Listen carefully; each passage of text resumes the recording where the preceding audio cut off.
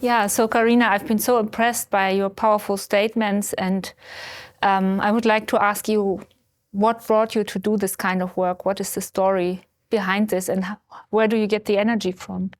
Good questions, definitely. I think my motivation is really just keeping my late father, Yami Lester's story alive and reminding people of what happened in our own country in Australia as well. So Dad was, I guess, heavily involved in the Royal Commission into the British nuclear tests.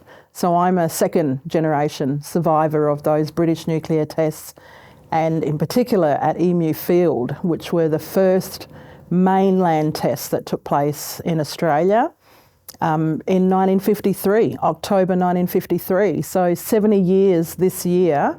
We, it wasn't a celebration. We had a commemoration, I guess, of remembering what happened back then 70 years ago to our community and Dad's people and Dad's community and his traditional lands. So I'm the youngest of three, and I felt that it's a part of my story as well, that I wanted to continue on with Dad's story. But even my grandmother and my grandfathers, they were witnesses to the British testing as well. So they too had the lived experience, and as a second generation survivor, I think it's important to keep those stories alive. And how do the nuclear tests affect your traditional use of space and homeland? Yeah, well, there are two tests that were taken place back then in 1953. There was Totem 1 and Totem 2. They were conducted on Yangwinjara country, on our First Nations or Indigenous country, which is the Yangwinjara people. The Yangwinjara people occupied that land. They hunted, they gathered, they practiced their traditional ways, their cultural ways. They spoke Yangwinjarawanga, their language. So it was, just from those lived experiences and the scars on the country and even scars on people, on our family, we want to keep those stories alive and passed on to the next generation so they know. So, people got very sick. In Dad's story, in Dad's case, he was blinded by those British nuclear tests, and Totem 1, the black cloud that fell over his community. And how does your community talk about this? Yeah, it's not in the forward thinking, or it's not always there in our minds because of, I guess, where we are as well, being quite isolated and living in remote communities as well. We're right at the top of the state of South Australia in Australia, and we are on parts of an area that's under the Land Rights Act, and it's part of the Arngal, Bidjandjara and Yangwinjara lands. And so we're very remote and very isolated. Our closest town would be 500 kilometres north, then a sort of regional town about 230 kilometres south, and Adelaide, being the capital of our state in South Australia, is over 1,000 kilometres away. So we're really isolated, and being isolated, we deal with lots of other issues within our communities. The remoteness plays a huge part, and people carry the stories but often don't have the ways and means of communicating those stories as well. It's not until you get talking about the story, talking about the bomb, or talking about what we call erari, which is the poison, then people start to remember that story and remember what happened 70 years ago, and people start to share their stories. I was recently at a art exhibition in Adelaide at Tarnundi, they call it, the Festival of Arts for First Nation artists. And I interpreted for a gentleman, Timo, who was from Junjunjara, which is a community in WA, but right on the border of South Australia and Western Australia. And I got talking, and I introduced myself as the daughter of Yami Lester, who was blinded by the British nuclear tests. And he said that, Timo that I was speaking with said that we hold many of those stories of what happened over there. And so those British nuclear tests also had an impact on the community on the western side of those test sites. and that those stories are still very strong as well for that community. So communities around on the outskirts of those test sites at Emufield and at Maralinga hold many of those stories as well. So we need to gather those stories and those testimonies and to really hear, what they remember. They spoke to me about, leaves burning off the trees, those sorts of memories that have been passed on from their elders to the next generation as well. So, it's a big scar that is left on country, but also the loss of a lot of that cultural knowledge and that stories that are recorded in our lands, on our traditional lands. And these are the things that I call our intangible cultural heritage as well, was also lost when those bombs went off on our traditional lands. Because the land couldn't be used any longer? Couldn't be used anymore. So people before, and this came out into the Royal Commission, into the British nuclear testing in the early 80s.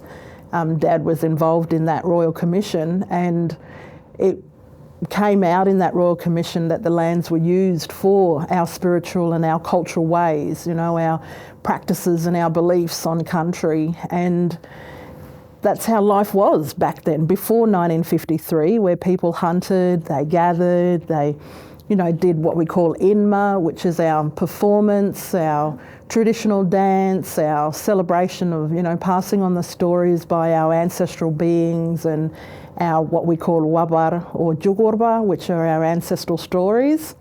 And so people enjoyed and they practiced that and they maintained it and they continued on passing that until one day, one patrol officer came out into parts of the state to tell us, or to communicate with the white pastoralists or the non-Aboriginal person, to let them know that the British government and the Australian government were about to conduct tests of nuclear bombs on their traditional lands. And so people were moved, people were displaced, or people were loaded on trucks and moved down to south communities, places along the head of the bight like Yalata and Sejuna communities, and even some family ended up at a community on the river called Gerard Mission, because we have a lot of missions in Australia, and a lot of those old Aboriginal people who lived in that area were moved, so they were displaced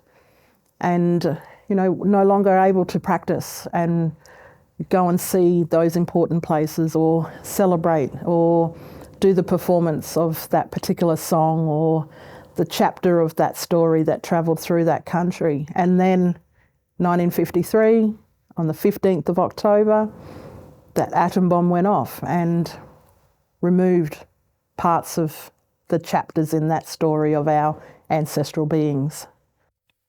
And has there been any recompensation or help for the people? In the Royal Commission, there was to the Maralinga community, and so there's been some form of compensation, and some individuals had received some amount of money. But when you lose so much, and no amount of money will ever bring my father's eyesight back. So, it's a bit of a hard decision, and it was a tricky time for the family to go through what Dad had gone through in the Royal Commission, but also his life experience as well. So, it's been a story that's carried with us over the generations, and there's 5 generations still with us today. So, we try and continue to remind the next generation of the stories that are very real to us as well. And is someone listening to your stories? Some. We have a government who probably treads very carefully, as the Australian government, around the stories of, the lived experience. And, it's a challenging space now, following what we had in Australia was a referendum, and it was actually the day before the 70th anniversary of Emufield. So we all voted as a nation on the 14th of October. And the morning of the anniversary of the Emu tests, the answer was no. Australia had voted and said, we don't recognise First Nations peoples of this country. So we're not recognised in Australia's constitution, and that's a very interesting time now for us as First Nation peoples of Australia. So we hope that people are listening. We certainly need to continue on sharing these stories and talking up strong about what happened and the injustice, the nuclear injustice, and how people were badly done by. And Dad's just one story of many stories of people who were impacted by that. And my late grandmother, Eileen Gumberwater Brown, as well, she wore scars on her shins and, was scarred by those British nuclear tests as well, and many had those stories. And, my grandparents were digging graves in the sand dunes for their parents. So, you hear these oral histories, the stories of our people who were impacted by those tests, and just the sickness that fell over that community as well, which is, I think Dad heard on the radio, on an ABC radio, an interview that was being taken place by a Sir Ernest Titterton, who was an ex-service, he was must have been a service officer for the British government, and he said that they had taken good care of the blackfellas. And in that interview, Dad remembers and reflected and said, nobody took care at all of Aboriginal people. We had one patrol officer that covered thousands and thousands of square kilometres, who spoke only English, who never spoke Yankunytjatjara, and he was responsible for going out there and letting people know of what was going to happen. So people got sick, and Dad's closest medical assistance was 300 kilometres northwest from where he was, and about 250 kilometres east to the railway line to catch a train to get down to Port Augusta, which was probably 800 kilometres south from where he was. And the train ride took days to get down to Port Augusta. So 2 days on the train to get to the medical needs. And I was recently in an arts centre, played an old recording of Dad talking. And I was sitting with an uncle of mine, and he remembered. He said, he's talking about the test, what happened at Emu Fields. He said, I remember one very hot day, they were mustering cattle, they were tailing cattle, which is, Dad was just someone who kept an eye on the cattle while other men were doing other works around on the pastoral property. And it must have been dusk time, and Dad was facing in a different direction to where the cattle were. And the pastoral manager said, hey, what's this young fella looking? He's not paying any attention to the cattle. The cattle is behind him. He's looking this way. And so my uncle had gone up to him because he was the head stockman. And he said, hey, is everything okay? Can you see? He said, the cattle's behind you. And Dad said he didn't know that the cattle was behind him. So that were the first signs of Dad losing his sight. So that was on Macumba Station, which is a pastoral property. And he then was put on the train at Oodnadatta. And he then was sent down to Port Augusta for his first sort of eye treatment. And then gradually over 4 years, his sight went on him and he became completely blind, and his world turned to darkness at the age of 16, roughly.